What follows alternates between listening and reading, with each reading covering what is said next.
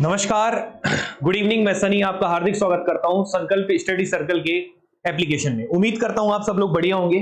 तो दोस्तों, जैसा कि आप लोग देख रहे हैं कि डिजिटल बोर्ड आ चुका है और आज से सारी क्लासेस हमारी डिजिटल बोर्ड के माध्यम से चलेगी, जिससे आपको और बेहतर तरीके से चीजें समझ में आएगा।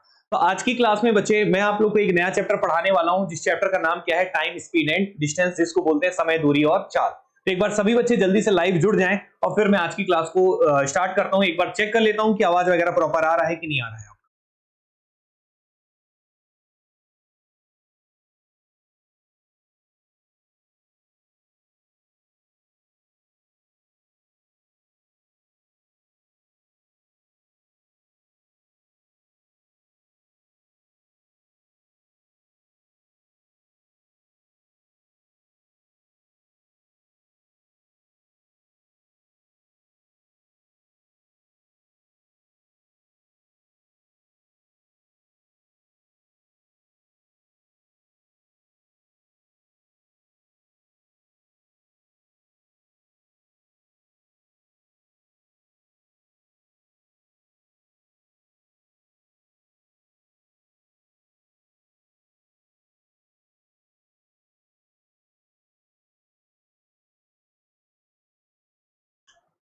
चलिए बच्चे, तो स्टार्ट करते हैं। आज की क्लास में मैं जो टॉपिक पढ़ाने वाला हूं, उस टॉपिक का नाम क्या है बच्चे? Time, speed and distance. तो आज से बच्चे हम लोग डिस्कस करने वाले हैं नया चैप्टर। तो टाइम, स्पीड एंड डिस्टेंस, इसका पूरा कंसेप्ट मैं आज की क्लास में आपको डिस्कस करूंगा, पूरा बेसिक बताऊंगा और उसके बाद फिर हम लोग आगे डिस्कस करेंगे। एक बार जल्दी से चैट बॉक्स में आके मुझे बता दो, आवाज वगैरह प्रॉपर आ रहा है कि नहीं आ रहा, साउंड वगैरह में कोई दिक्कत तो नहीं है और वीडियो वगैरह सब कुछ प्रॉपर दिख रहा है, कोई प्रॉब्लम तो नहीं है। एक बार चैट बॉक्स में आके मुझे बता दो। जल्दी से बच्चे लाइव आए और चैट बॉक्स में आके मुझे बताएं।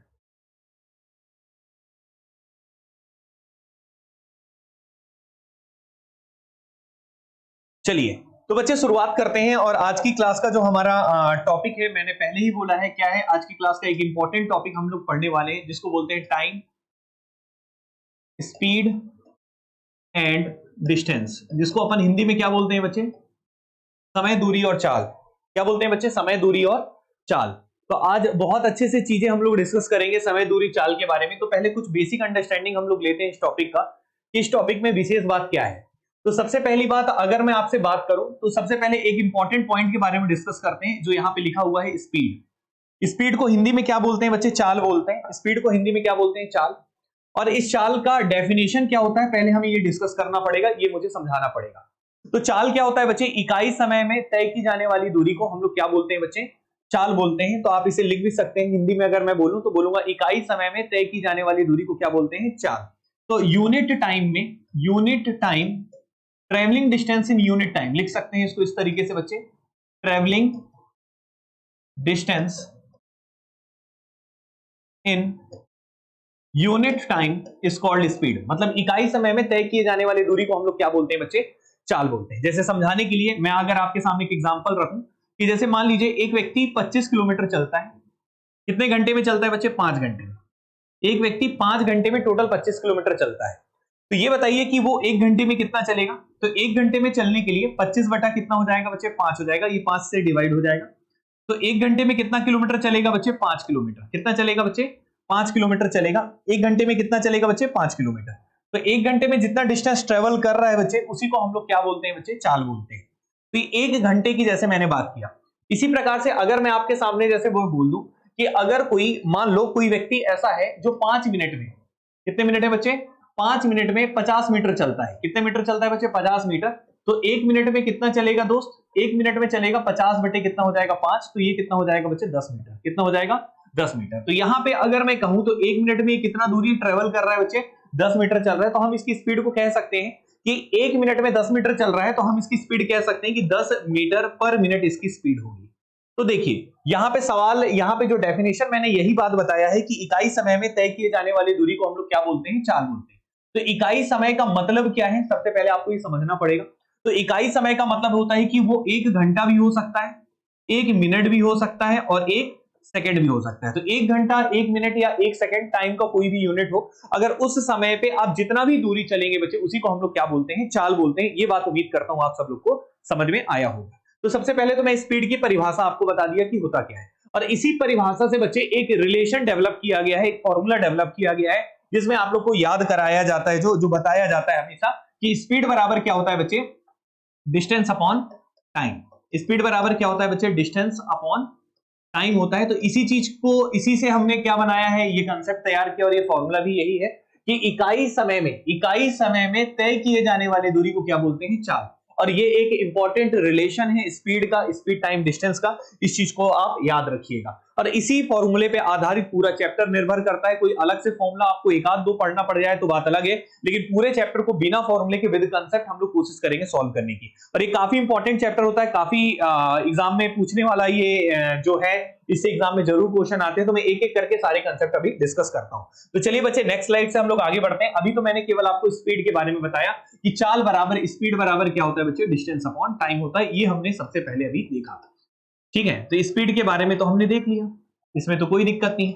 अब हम आगे बढ़ते हैं, ठीक है। अब देखो जो डिस्टेंस होता है, जैसे यहाँ पे अगर हम दूरी की बात करते हैं तो दूरी का यूनिट क्या होता है, सवाल ये कि डिस्टेंस को किस यूनिट में लिखा जाता है। तो डिस्टेंस या तो किलोमीटर में लिखा जाएगा, या तो मीटर में लिखा जाएगा, या तो फीट में लिखा जाएगा, इस तरीके से होता है। बट किलोमीटर और मीटर की कहानी ज्यादा रहती है। और अगर टाइम के बारे में डिस्कस करें तो टाइम किसके रूप में लिखा जाता है, या तो टाइम का यूनिट आर होगा, या तो टाइम का यूनिट मिनट होगा, या तो टाइम का यूनिट क्या होगा बच्चे, सेकंड होगा। इन तीनों में से कोई ना कोई होगा। अब यहां पे अगर मैं बात करूं इनके यूनिट के बारे में बात करें तो जनरली जो स्पीड की यूनिट होती है वो होती है या तो वो किलोमीटर पर आवर में दिया रहेगा, या तो बच्चे किसके रूप में दिया रहेगा, मीटर पर सेकंड में दिया रहेगा, या फिर कोई अन्य यूनिट भी हो सकता है। लेकिन बेसिक यूनिट जो स्पीड की होती है वो किलोमीटर प्रति घंटा या मीटर पर सेकंड के फॉर्म में होता है, ठीक है। तो अब हम आगे चलते हैं। यहाँ पे कुछ कन्वर्जन है, कुछ यूनिट के कन्वर्जन है जो कि आपके टाइम स्पीड डिस्टेंस में काम आएगा।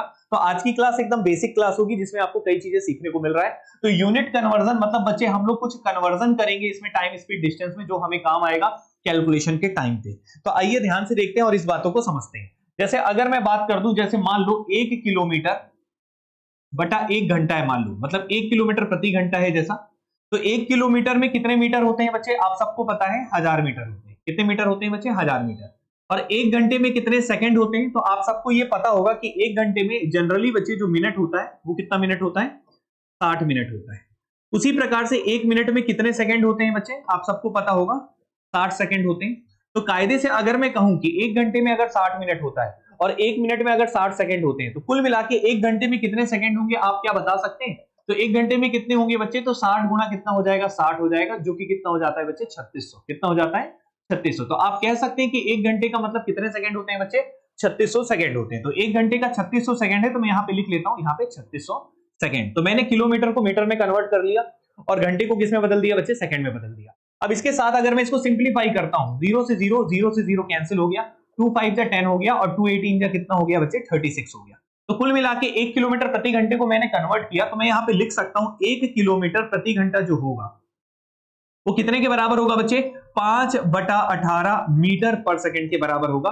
ये मैंने एक बात आपके सामने रखी और एक इंपॉर्टेंट बात थी। तो पहले बच्चे इसको नोट कर लीजिए, इसको कहीं पे कॉपी में लिख लीजिएगा जो भी मैंने यहाँ पे बताया है। अब इसको मैं छोटा करके कहीं किनारे प्लेस कर देता हूं। उम्मीद करता हूं ये बात आपको समझ में आया होगा, ठीक है। तो आइए इसको थोड़ा सा छोटा कर देते हैं और इसको कहीं किनारे शिफ्ट कर देते हैं। पहले बताइए इतना क्लियर हुआ कि नहीं हुआ, इतना समझ में आया कि नहीं आया, ठीक है। इसमें कोई दिक्कत नहीं होगा।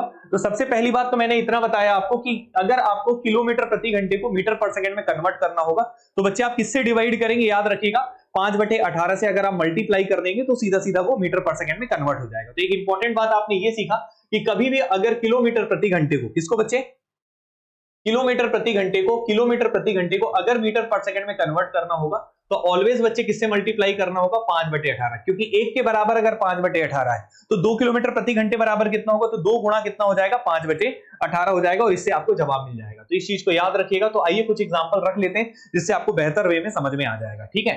जैसे मान लीजिए मैंने आपके सामने रखा, यहाँ पे अगर मैंने बोल दिया ये बताओ मुझे कि 18 किलोमीटर प्रति घंटे बराबर कितना होगा, उसको अगर मीटर पर सेकंड में कन्वर्ट करना हुआ, हमें जवाब मान लीजिए मीटर पर सेकंड में देना हो, तो आप क्या करेंगे, 18 का गुणा सीधा सीधा बच्चे किससे कर देंगे, 5/18 से। जब आप 5/18 से कर देंगे तो ये कन्वर्ट हो जाएगा मीटर पर सेकंड में, 18 कैंसिल हो जाएगा और फाइनली जवाब क्या आ जाएगा, 5 मीटर पर सेकंड। कितना आ जाएगा बच्चे, 5 मीटर पर सेकंड। उसी प्रकार से अगर कोई बोल दे 36 किलोमीटर पर आवर अगर आपकी स्पीड है, इसको सपोज कीजिए आपको मीटर पर सेकंड में कन्वर्ट करना है, तो आप करेंगे क्या बच्चे, 36 का गुणा सीधा सीधा किससे कर देंगे बच्चे, 5/18 18 से। जब आप ये गुणा करेंगे तो 18 दूनी कितना हो जाएगा 36 और 5 इंटू 2 कितना हो जाएगा 10 और ये 10 मीटर पर सेकंड बच्चे आपके क्वेश्चन का जवाब आ जाएगा। उम्मीद करता हूं ये बात क्लियर होगा, साउंड वगैरह प्रॉपर आ रहा होगा। कोई डाउट हो तो आप मुझे बताइए। पहले बताइए इतना क्लियर है कि नहीं है, पिक्चर की क्वालिटी, वीडियो की क्वालिटी और आवाज की क्वालिटी में कोई दिक्कत तो नहीं है। तो उम्मीद करता हूं ये बात आपको समझ में आ गई, कंसेप्ट भी क्लियर हो गया होगा कि किलोमीटर पर आवर को मीटर पर सेकंड में कैसे कन्वर्ट करना है। ये हो गई एक बात। पहले बताओ बच्चे इतना क्लियर हुआ, समझ में आया? जल्दी से चैट बॉक्स में एक बार बता दो मुझे कि समझ में आया कि नहीं आया, जल्दी से बताओ। ठीक है, तो अगर ये बात क्लियर है, इसको लिख लिया होगा आपने, तो अब मैं आ जाता हूं बच्चे इसके आगे की कहानी में। तो इसको थोड़ा सा और छोटा कर देता हूं, थोड़ा सा, ठीक है, और इसको कहीं ऊपर प्लेस कर देता हूं। ठीक है, चलो ये हमने सीख लिया। अब बच्चे हम आगे बढ़ते हैं, ध्यान से देखिएगा, आगे कहानी को लेके मैं चलता हूं। अब इतना हमने सीख लिया, तो अब जैसे मान लीजिए इसका उल्टा अगर मैं काम करता है, जैसे मैं बोल रहा था कि 1 किलोमीटर प्रति घंटे बराबर कितना बोल रहा था बच्चे, मैं 5/18, क्या बोल रहा था मैं 5/18 मीटर पर सेकंड बोल रहा था। क्लियर है? तो अगर मैं इस 18 को इधर ले जाऊं तो ये क्या कह सकता हूं, 18 किलोमीटर प्रति घंटे बराबर कितना मीटर पर सेकंड, 5 मीटर पर सेकंड। बिल्कुल कह सकते हैं, हाँ या ना। ये 18 इधर चला गया, 5 इधर है। अब बच्चे 5 को नीचे ले आते हैं, तो 18 बटे कितना हो जाएगा 5, और ये क्या हो गया किलोमीटर पर आवर में है, और ये क्या है बच्चे 1 मीटर पर सेकंड। तो आपको एक बात और क्लियर हो गया, एक बात और आपको पता चल गया कि 1 मीटर पर सेकंड बच्चे कितने के बराबर होता है, 18/5 किलोमीटर पर आवर के बराबर होता है। क्लियर है? इतनी सी बातचीत क्लियर है? तो अगर 1 मीटर पर सेकंड के बराबर 18/5 किलोमीटर पर आवर होता है, तो अगर जितने भी मीटर पर सेकंड बोले अगर आपको किलोमीटर पर आवर में कन्वर्ट करना हो, तो सीधा सीधा बच्चे किससे गुणा कर देंगे आप, 18/5 से, तो आसानी से हो जाएगा। जैसे सपोज कीजिए अगर आपको कोई बोल दे कि 25 मीटर पर सेकंड किसी की स्पीड है, अगर इसको किलोमीटर पर आवर में कन्वर्ट करना हो, तो आप क्या करेंगे बच्चे, 25 का गुणा सीधा सीधा किससे कर देंगे, 18/5 से। तो 18/5 से करेंगे तो 5 × 5 = 25 हो जाएगा, और 18 × 5 कितना हो जाएगा बच्चे, 90 हो जाएगा, और ये 90 किलोमीटर पर आवर आपका जवाब आ जाएगा। तो अब मेरे ख्याल से कोई दिक्कत नहीं होगा कि हमने सबसे पहले स्पीड की परिभाषा पढ़ी, फिर उसके यूनिट के बारे में हमने डिस्कस किया कि उसके यूनिट को किस तरीके से हम लोग यहाँ पे काम करेंगे, यूनिट को किस तरीके से समझेंगे, और यूनिट अगर हमें समझ में आ गया है तो किलोमीटर पर आवर को मीटर पर सेकंड में, और मीटर पर सेकंड को किलोमीटर पर आवर में, बहुत ही आसान भाषा में, बहुत ही आसान तरीके से हम लोग इसको कन्वर्ट कर सकते हैं। तो उम्मीद करता हूं ये बात आपको क्लियर होगा दोस्त। अब आगे बढ़ते हैं अगली कहानी में, अगले कंसेप्ट पे। ठीक है, तो अब हम अपने कंसेप्ट को थोड़ा सा और आगे लेके चलते हैं। तो नेक्स्ट स्लाइड में चलता हूं। पहले बताओ इतना समझ में, इसको नोट डाउन कर लीजिएगा, कोई डाउट हो तो बताइएगा। चैट बॉक्स में आके आप मुझे बता सकते हैं कोई भी प्रॉब्लम हो तो। अगर सब कुछ ठीक है तो आगे बढ़ता हूं। ये बताओ मजा आ रहा है इसमें पढ़ने में, ठीक है ना? तो चलिए आगे बढ़ते हैं, ध्यान से देखिएगा। अब हम आगे बढ़ते हैं, कहानी को लेके आगे चलता हूं। ठीक, अब सुनिएगा यहाँ पे सबसे पहले बच्चे, अगर इतनी सी बातचीत क्लियर हुई है तो अब हम लोग कुछ इंपॉर्टेंट फॉर्मूलेस को लेके चलेंगे। जैसे सबसे पहले मैं इसको किस तरीके से टॉपिक को कवर करूंगा ये बता देता हूं। तो सबसे पहले बच्चे हम लोग इसके टाइम स्पीड डिस्टेंस में सबसे पहले मैं आपको कराऊंगा एवरेज स्पीड के क्वेश्चन।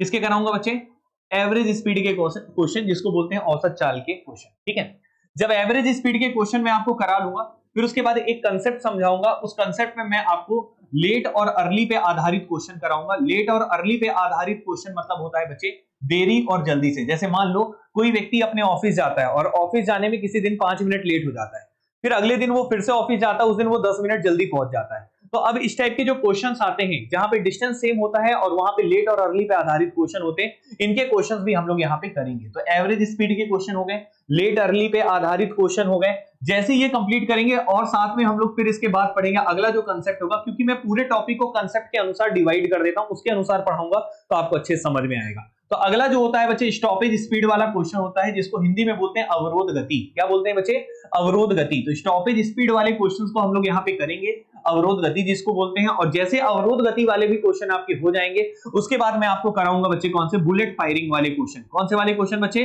Bullet firing. मतलब क्या, जैसे बुलेट फायरिंग का मतलब ये हो गया कि गोली चलाने वाले क्वेश्चन। ठीक है, तो बुलेट फायरिंग वाले क्वेश्चन हो गए। साथ में बच्चे इसी के जैसा ही एक होता है बच्चे बस टर्मिनल वाले क्वेश्चन। मतलब बस टर्मिनल से बस छूटती है हर किसी इंटरवल पे, तो और कोई उसका जो भी पैसेंजर है वो उसके करीब जाता है या उससे दूर जाता है, ऐसे वाले जो क्वेश्चन होते हैं ये भी हम लोग करेंगे, बुलेट फायरिंग और बस टर्मिनल पे आधारित क्वेश्चन। तो इतने सारे कंसेप्ट मैं आपको यहाँ पे पढ़ाने वाला हूं। जब ये सारी चीजें पढ़ा दूंगा बच्चे, उसके बाद कुछ पोर्शन और बचेगा जिसको मैं मिसलेनियस में रख लेता हूं। लेकिन मिसलेनियस के पहले कुछ चीजें और भी डिस्कस करूंगा। जैसे बच्चे पुलिस और चोर वाले क्वेश्चन, पुलिस पे आधारित, पुलिस और चोर पे आधारित क्वेश्चन जो होते हैं, इनको भी हम लोग डिस्कस करेंगे। उसके बाद मिसलेनियस में जाएंगे। ठीक है, तो लीप वाले क्वेश्चन हो गए, कुत्ता बिल्ली वाले जो उसका पीछा करता है, ये वाले क्वेश्चन हो गए। इतने सारे क्वेश्चंस हम लोग यहाँ पे डिस्कस करने वाले हैं। इनमें कुछ कंसेप्ट लगेगा, जैसे अनुपात पे आधारित कुछ कंसेप्ट लगेगा, वो सारे कंसेप्ट, कुछ फॉर्मुलेज लगेंगे, वो सारी चीजें बच्चे मैं यहाँ पे डिस्कस करूंगा। जैसे ही आपका ये टॉपिक कंप्लीट होगा, उसके बाद मैं फिर आपको कराऊंगा कौन से ट्रेन पे आधारित क्वेश्चन, जिसको बोलते हैं रेलगाड़ी पे आधारित। जब रेलगाड़ी पे आधारित क्वेश्चन भी आपका कंप्लीट होगा, तो उसके बाद मैं रेस वाले क्वेश्चन कराऊंगा, दौड़ वाले क्वेश्चन कराऊंगा, और दौड़ वाले क्वेश्चन भी जैसे कंप्लीट होगा, उसके बाद में आपको नया चैप्टर जिसके बाद वाला पढ़ेंगे, बोट एंड स्ट्रीम, जिसको बोलते हैं नाव और धारा। इस टॉपिक को हम लोग कवर करेंगे। तो इतने सारे टॉपिक्स बच्चे मैं आपको यहाँ पे पढ़ाने वाला हूं, और एक एक करके सारे टॉपिक्स को मैं यहाँ पे डिस्कस करूंगा। तो चलिए शुरुआत करते हैं हम लोग। सबसे पहले किससे? एवरेज स्पीड के बारे में थोड़ा डिस्कस करेंगे, लेकिन एवरेज स्पीड को बताने के पहले एक इंपॉर्टेंट कंसेप्ट मैं आपको बताना चाहूंगा। उस कंसेप्ट को सिखा दूंगा, उसके बाद ही आगे चलूंगा एवरेज स्पीड से। तो एक इंपॉर्टेंट कंसेप्ट क्या है, आइए ध्यान से देखते हैं। जैसे बच्चे मैंने आपको यहाँ पे रेशियो के बारे में थोड़ा सा बताऊंगा। रेशियो का कंसेप्ट है, ये किसका कंसेप्ट है? रेशियो, जो कि मैं पढ़ा चुका हूं आपको, अनुपात पढ़ा चुका हूं। और रेशियो का कंसेप्ट क्या है, आइए ध्यान से सुनते हैं और समझते हैं। जैसे बच्चे रेशियो की मैं बात करूंगा, तो सब लोग को ये पता होगा कि स्पीड बराबर क्या होता है बच्चे? Distance upon time. ये तो बेसिक सी बात सबको पता है। स्पीड बराबर क्या होता है? डिस्टेंस अपॉन टाइम होता है, इसमें तो कोई दो राय नहीं है। तो आप इसको ये लिख सकते हैं क्या, डिस्टेंस बराबर क्या होगा बच्चे? डिस्टेंस बराबर क्या होगा बच्चे? स्पीड इंटू डिस्टेंस बराबर क्या होगा? Speed into time. क्लियर है? तो ये आप कह सकते हैं डिस्टेंस बराबर क्या होगा बच्चे? स्पीड इंटू टाइम होगा। तो अब जो रेशियो का कंसेप्ट ये है कि सपोज कीजिए कि मान लीजिए कि यहाँ पे आपका डिस्टेंस क्या हो बच्चे? कांस्टेंट हो। डिस्टेंस क्या हो बच्चे? कांस्टेंट हो। कांस्टेंट का मतलब क्या हो? डिस्टेंस क्या हो बच्चे? सेम हो। डिस्टेंस परिवर्तन नहीं हो रहा हो, डिस्टेंस सेम हो। और स्पीड और टाइम के बारे में बात करते हैं, तो अगर डिस्टेंस आपका कांस्टेंट हो, डिस्टेंस में कोई परिवर्तन नहीं हो रहा हो, तो अगर आप स्पीड बढ़ाएंगे तो आपको टाइम क्या लगेगा? कम लगेगा। टाइम क्या लगेगा? कम लगेगा। एक एग्जांपल देता हूं, जैसे मान लो बिलासपुर से रायपुर जाना है।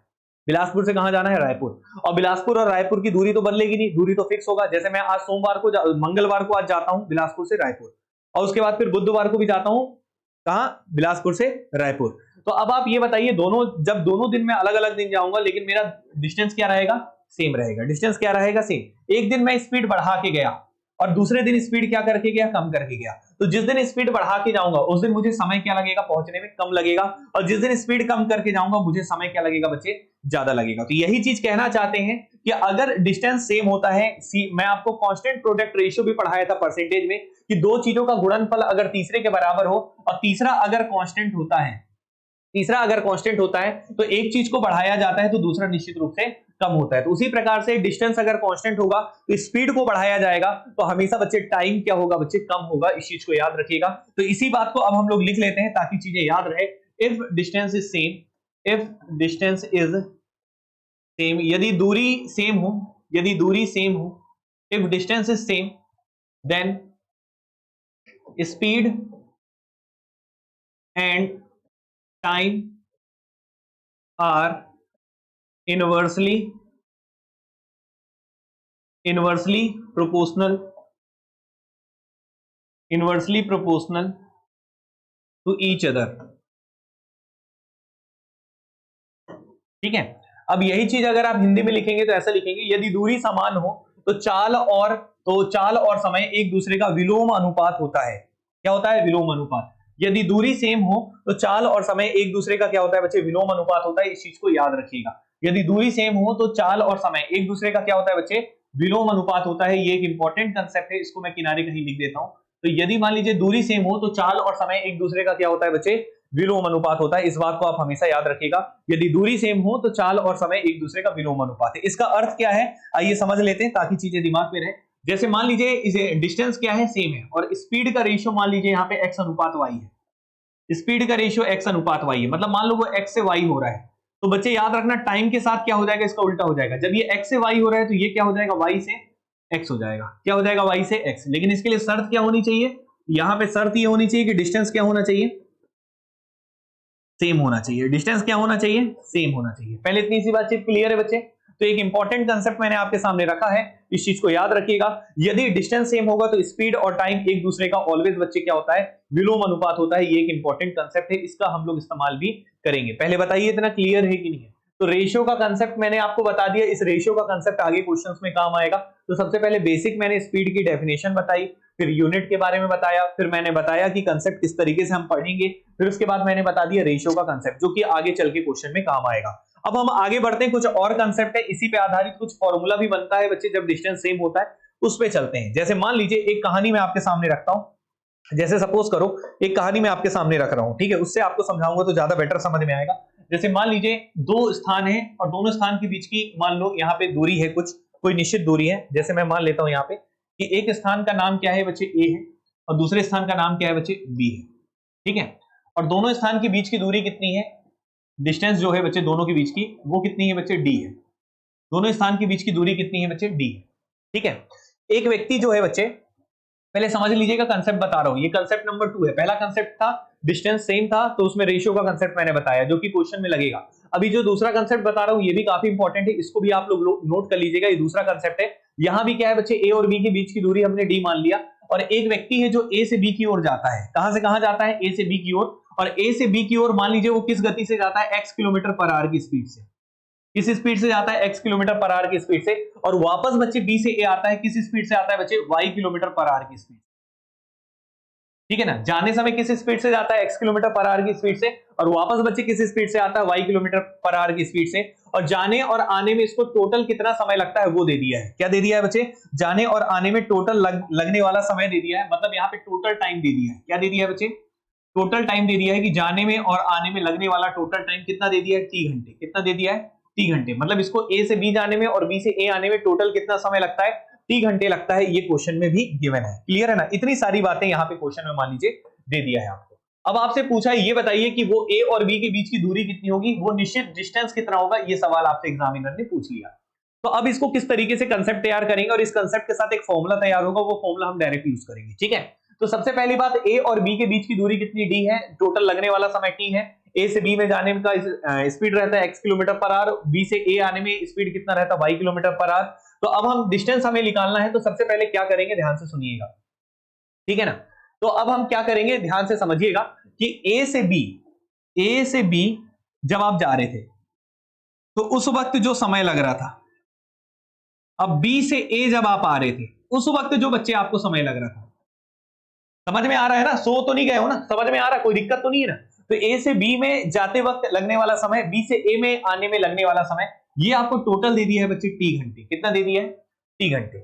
अब हम इसको सॉल्व करते हैं। सबसे पहले ये बताओ, मैंने अभी अभी आपको पढ़ाया था कि डिस्टेंस बराबर क्या होता है, स्पीड इनटू टाइम। स्पीड बराबर डिस्टेंस अपॉन टाइम होता है, लेकिन मैं लिख सकता हूं डिस्टेंस बराबर स्पीड इनटू टाइम, क्लियर है। तो इस डिस्टेंस बराबर स्पीड इनटू टाइम होता है, तो आप मुझे इतना बता दो कि टाइम बराबर मैं डिस्टेंस अपॉन स्पीड लिख सकता हूं कि नहीं। तो टाइम बराबर क्या हो जाएगा, डिस्टेंस अपॉन स्पीड। तो अब आपसे एक सवाल है मेरा, ये बताइए कि अगर ए से बी में लगने वाला समय मुझे टी टाइम को मैं बोल रहा हूं, तो यहाँ पे ए से बी की दूरी कितनी है बच्चे, डी है। कितनी है, डी है।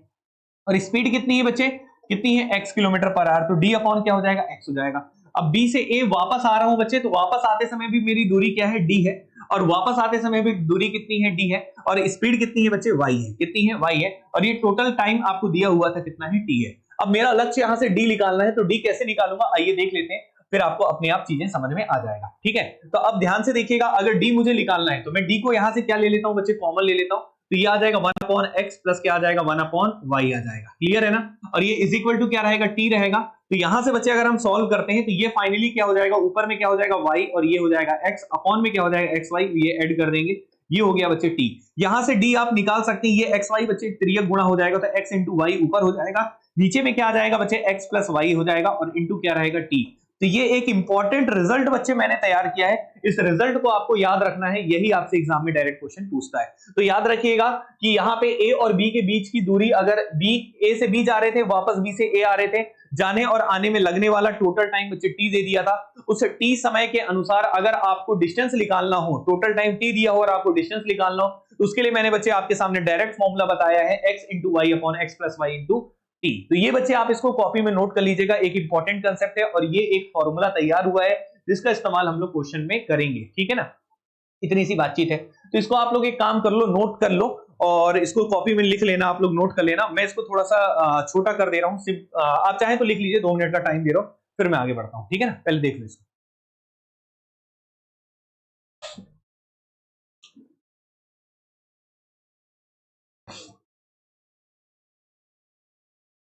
चलो ठीक है ना।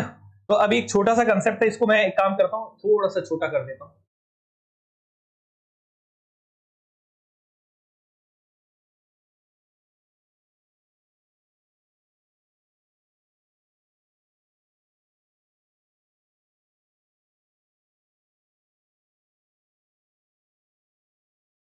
इस कंसेप्ट को यहां पे पहुंचा देते हैं, ठीक है। ये हमने पढ़ा बच्चे, क्लियर है यहां तक? कोई दिक्कत तो नहीं है ना, दिख रहा है ना सबको? चलो, तो ये हमने अभी अभी पढ़ाई किया और ये हमने समझा दी। अब ध्यान से सुनिएगा, अब मैं आगे की बात को लेके चलता हूं, ध्यान से समझेंगे, ठीक है। यहां तक कोई दिक्कत तो नहीं बचे? तो चलो, अब ये तो आपने पढ़ लिया, डिस्टेंस आपने निकाल लिया X Y upon X Y, X plus Y into time. तो आपने एक चीज समझा, एक कंसेप्ट आपने फाइनली, जो आपने कॉपी में लिख लेना फाइनली, ठीक है। दो पॉइंटर है, पहला if distance is same, if distance is same, यदि दूरी क्या हो बच्चे? सेम हो, यहां पे लिख रहा हूं मैं, इफ डिस्टेंस इज सेम। और दूसरा पॉइंट, जाने और आने की दोनों की स्पीड दिया हो, जाने और आने की दोनों की स्पीड दिया हो, ठीक है। और आपको क्या दिया हो? Total time. क्या दिया हो? टोटल टाइम दिया हो। टोटल टाइम मान लीजिए कितना दिया है? टी। यदि दूरी समान हो और जाने और आने का टोटल टाइम दे दिया हो, और स्पीड कितना है? एक एक्स है और दूसरा क्या है? वाई है। तो याद रखिएगा, वो जो डिस्टेंस सेम है उसको निकालने के लिए हम लोग एक डायरेक्ट फॉर्मूला यूज करते हैं। x इंटू क्या हो जाएगा बच्चे? x इंटू वाई की जगह s1 इंटू s2 लिख लेता हूं, ज्यादा बेटर होगा, समझाना मेरे लिए इजी पड़ेगा। तो मैं एक काम करता हूं, यहाँ पे x इंटू वाई की जगह क्या लिख लेता हूं? s1 into s2। क्लियर है ना? तो आइए, तो यहाँ पे जैसे स्पीड क्या है बच्चे? s1 है, जाने की, और आने की स्पीड कितनी है? s2। तो मुझे डिस्टेंस अगर निकालना होगा तो डायरेक्ट फॉर्मूला मैं तैयार करूंगा, s1 इंटू s2 अपॉन में क्या हो जाएगा बच्चे? s1 प्लस s2 इंटू क्या होगा बच्चे? Total time. Into total time कितना है? t। इस चीज को याद रखना, ये एक इंपॉर्टेंट रिजल्ट है, ये आपके लिए फाइनली आपको दिमाग में जो रखना है वो बात है कि अगर मान लीजिए जाने की दूरी और आने की दूरी सेम हो, और जाने की स्पीड s1 है और आने की स्पीड s2 है, और टोटल लगने वाला समय t है, तो याद रखिएगा वो टोटल डिस्टेंस अगर आपको निकालना होगा तो ये फॉर्मूला होता है s1 into s2 upon s1 plus s2 into total time. ये बात उम्मीद करता हूं आपको समझ में आया होगा, इसको नोट करके लिख लीजिएगा। ये एक इंपॉर्टेंट कंसेप्ट है, ये आपके एग्जाम में बहुत ज्यादा काम आएगा। क्लियर है? तो ये कंसेप्ट हो गया, इसको नोट करके लिखिएगा। अब दूसरा कंसेप्ट भी बताने वाला हूं, और सारे कंसेप्ट एक एक करके क्लियर करते हैं, फिर हम लोग लाइन से क्वेश्चंस को लगाएंगे। आपके लिए बहुत सारे पीडीएफ और क्वेश्चंस रखे हुए हैं, ठीक है। तो अभी हम आगे चलते हैं, ध्यान से सुनिएगा। तो ये हो गया बच्चे पहला कंसेप्ट जो हमने तैयार कर लिया, अगर क्वेश्चन आएंगे तो हम लगाएंगे। दूसरे कंसेप्ट पे चलते हैं। दूसरा कंसेप्ट यहाँ पे फिर से अगेन है कि यहाँ पे भी डिस्टेंस क्या होगा? Here also distance is same. यहाँ भी क्या होगा? डिस्टेंस क्या होगा बच्चे? सेम होगा। तो डिस्टेंस अगर सेम होगा तो सबसे पहले मैं एक काम करता हूँ, यहाँ पे डिस्टेंस सेम तो मैं करवाऊंगा ही, लेकिन सबसे पहले तो मैं आपको पूरा कंसेप्ट समझा देता हूँ। ये क्या हो गया?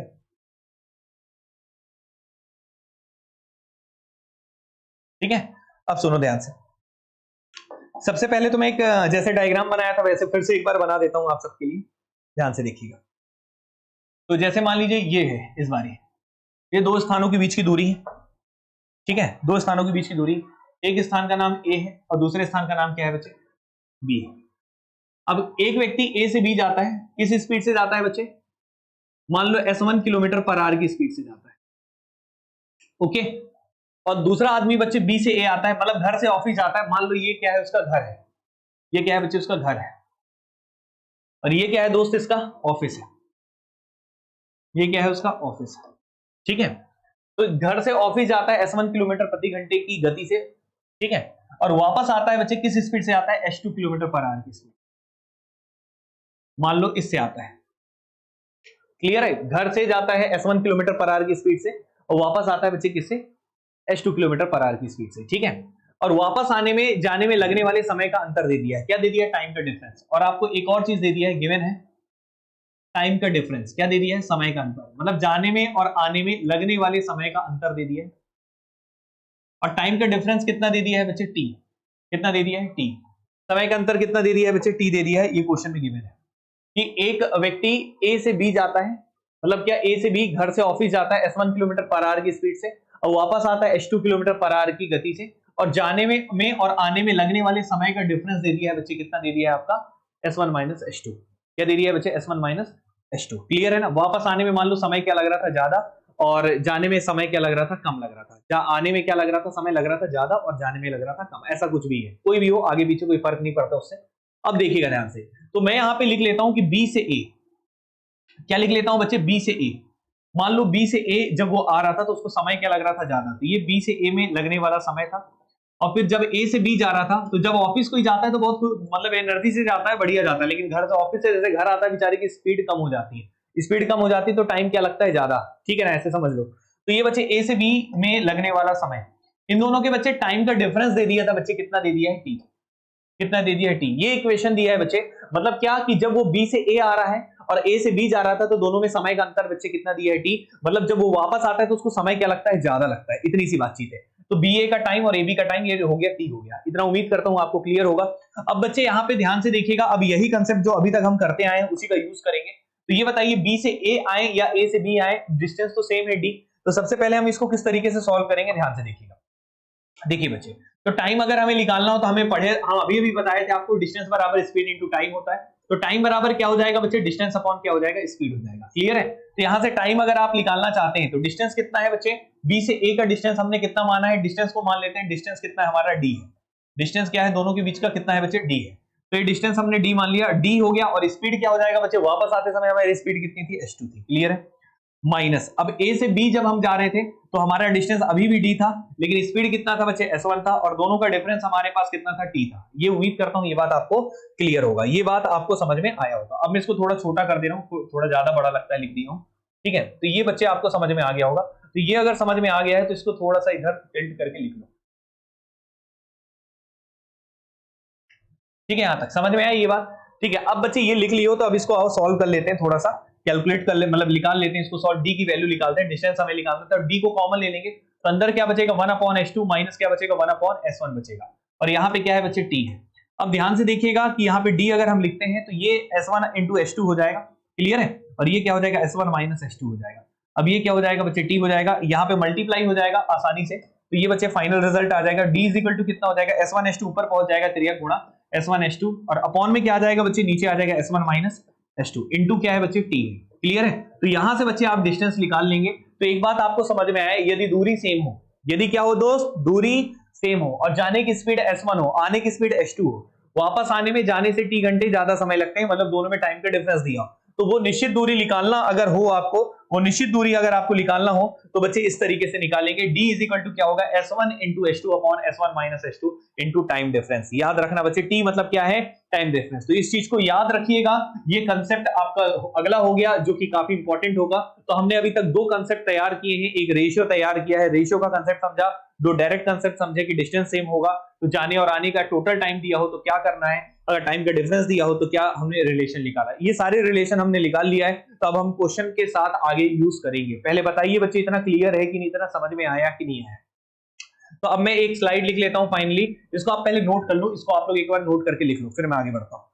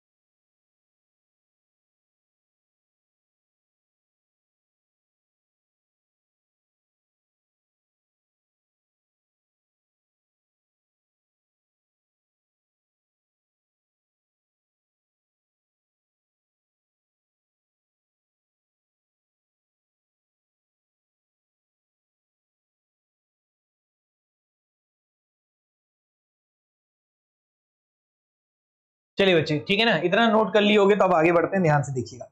इतनी सी बातचीत अगर क्लियर हुआ है तो फाइनली अब कंक्लूड करता हूं पूरी कहानी को। तो मुद्दे की बात यह है, इफ, सॉरी इसको हटा देते हैं। फाइनली आपने ये सीखा, इफ डिस्टेंस इज सेम, यदि दूरी क्या हो, सेम हो। ठीक है। तो तीन रिजल्ट आपने निकाले हैं। कितने रिजल्ट निकाले, तीन।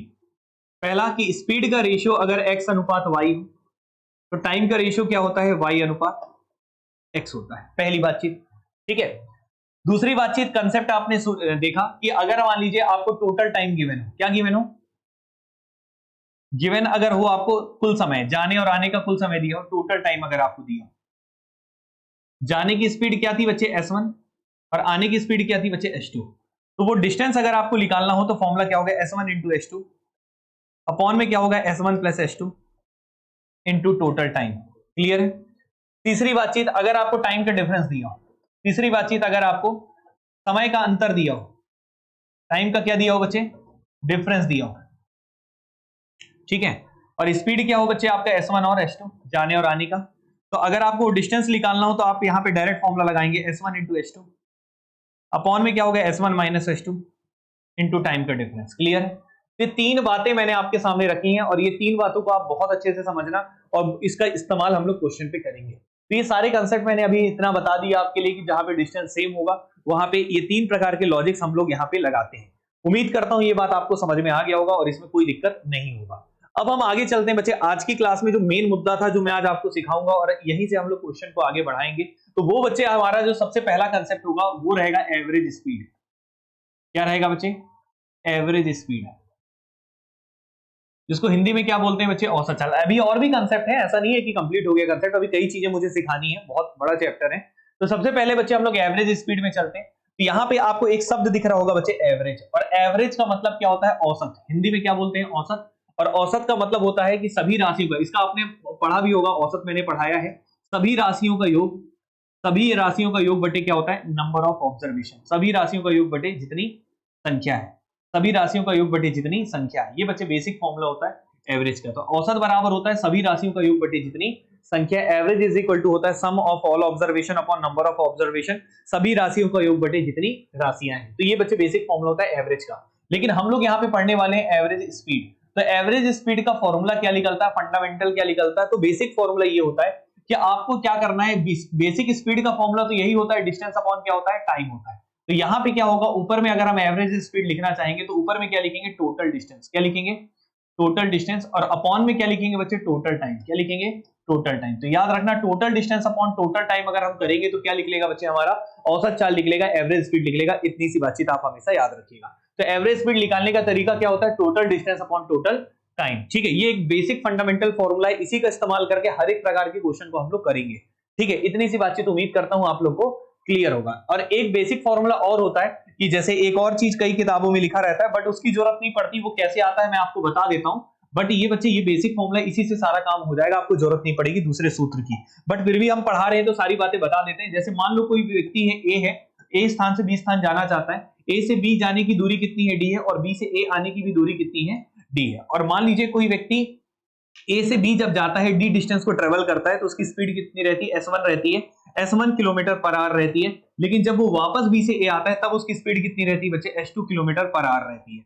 तो अगर मैं पूछता हूं कि ये बताइए उन दोनों के बीच की डिस्टेंस कितनी होगी, तो यहाँ पे बच्चे डायरेक्ट फॉर्मूला हो जाता है यहाँ पे 2 times of S1 into S2 upon क्या हो जाता है, S1 प्लस S2। लेकिन ये फॉर्मूला आता कैसे है, तो ये फॉर्मूला जो आया है बच्चे कहीं और से नहीं आया है, इसी बेसिक फॉर्मूले से बना है, यही इसका मेन जड़ है, यही आपका बेसिक है। ठीक है, तो S1 2 times of S1 into S2 upon S1 plus S2। आइए थोड़ा सा डेरिवेशन देख लेते हैं, इसको भी समझ लेते हैं। बट एग्जाम में डेरिवेशन नहीं आएगा, डायरेक्ट आपको ये याद रखना है। ठीक है, लेकिन ये चीज सबसे इंपॉर्टेंट है, ये आपके दिमाग में रहना चाहिए, क्योंकि सारे क्वेश्चन में इसी से करवा दूंगा बिना किसी और किसी दूसरे सूत्र के। ठीक है, तो ये होता कैसे है बच्चे, देखो ध्यान से, अगर आप एवरेज स्पीड निकालेंगे तो total distance upon total time करेंगे। तो टोटल डिस्टेंस अगर हम यहां पे निकालते हैं तो जाने का ए से बी की दूरी कितनी है, डी है, और बी से ए की भी दूरी कितनी है, डी है। तो टोटल डिस्टेंस अगर आप लिखते तो डी प्लस क्या लिखते बच्चे, डी लिखते, 2d हो जाता। क्लियर है कि नहीं। नीचे क्या लिखते, टोटल टाइम, तो ए से बी में जाने में लगने वाला समय कितना होता, ए से बी में जाने में लगने वाला समय क्या होता, तो टाइम कैसे निकालते बच्चे, टाइम इज इक्वल टू क्या होता है, डिस्टेंस अपॉन स्पीड। तो डिस्टेंस कितना था, ए से बी का डिस्टेंस कितना था, डी था, और स्पीड कितना था, S1 था। क्लियर है। तो जाने में लगने वाला समय क्या हो जाएगा, डी अपॉन क्या हो जाएगा बच्चे, S1। अब वापस आने में कितना समय लगेगा, तो वापस आने का समय अगर आप देखेंगे तो वापस आने में भी कितना डिस्टेंस ट्रेवल कर रहे थे, डी कर रहे थे, और स्पीड कितनी थी, S2 थी। तो डिस्टेंस अपॉन स्पीड करेंगे तो टाइम आ जाएगा। तो यहाँ पे बच्चे क्या आ जाएगा, डी अपॉन S2 आ जाएगा, और दोनों टाइम को हम जोड़ देंगे तो टोटल टाइम कहलाएगा। क्लियर है। तो डी और डी टोटल कितना हो जाएगा बच्चे, 2d हो जाएगा। और नीचे अगर हम डी को यहाँ पे कॉमन ले लेते हैं तो अंदर क्या बचेगा, 1 अपॉन S1, और प्लस क्या हो जाएगा बच्चे, 1 अपॉन S2। अब आप यहाँ पे सॉल्व कर सकते हैं, डी और डी कैंसिल हो जाएगा तो ऊपर में 2 बचेगा। अब ये चीज क्या हो जाएगा बच्चे, S1 प्लस S2 ऊपर हो जाएगा, नीचे में क्या हो जाएगा S1 इंटू S2, ये बच्चे ऊपर चला जाएगा। तो फाइनली औसत चाल का फॉर्मूला आ जाएगा 2 times of S1 into S2 upon में क्या हो जाएगा बच्चे S1 प्लस S2। यही हो जाएगा बच्चे किसका, एवरेज स्पीड का। डायरेक्ट ये जो A से B और B से A वाले की जो कहानी थी उसका बच्चे एवरेज स्पीड का फॉर्मूला क्लियर है। बट ये आपको फॉर्मूला रटने की जरूरत नहीं है, आपका फंडामेंटल क्लियर होना चाहिए, बेसिक क्लियर होना चाहिए। तो हर एक प्रकार के क्वेश्चन को मैं यहाँ पे सॉल्व करवाऊंगा बिल्कुल आसानी से, आपको 10 से 12 सेकंड से ज्यादा किसी भी क्वेश्चन में नहीं लगेगा। लेकिन पहले फंडामेंटल क्लियर होना चाहिए बच्चों को। अगर बच्चों को फंडामेंटल क्लियर नहीं है तो कितना भी कोई भी पढ़ा दे, आपको कभी भी हमेशा कहीं ना कहीं प्रॉब्लम फंसेगा ही फंसेगा। ठीक है, पहले बताओ इतना सारा लॉजिक क्लियर है, इतनी सारी बेसिक बातें क्लियर है। आज केवल मैंने आपको बेसिक पढ़ाया है, अभी मैंने क्वेश्चंस नहीं कराए हैं। आज ज्यादा लंबा क्लास में नहीं लूंगा क्योंकि ये अभी हमने शुरुआत किया है, डिजिटल बोर्ड की ये पहली क्लास है। ठीक है, अभी राइटिंग वेटिंग भी इतनी अच्छी नहीं आ रही, धीरे धीरे हो जाएगा और बेहतर तरीके से। तो अभी हम लोग आगे बढ़ेंगे, नेक्स्ट क्लास में हम लोग आगे की चीजों को पढ़ेंगे। अगली क्लास में बच्चे एवरेज स्पीड के ही क्वेश्चन करवाऊंगा, फिर उसके बाद स्टॉपेज स्पीड एक एक करके सारे कंसेप्ट को क्लियर करूंगा। तो इतना पढ़ लीजिएगा, कोई डाउट हो तो पूछेगा। मिलेंगे अगली क्लास में। अगर वीडियो अच्छी लगी हो तो जरूर बच्चे लाइक करिएगा, कमेंट करिएगा और बताइएगा कि कैसा लगा। थैंक यू सो मच बच्चे, मिलते हैं अगली क्लास में, तब तक के लिए थैंक यू सो मच। जय हिंद, जय भारत।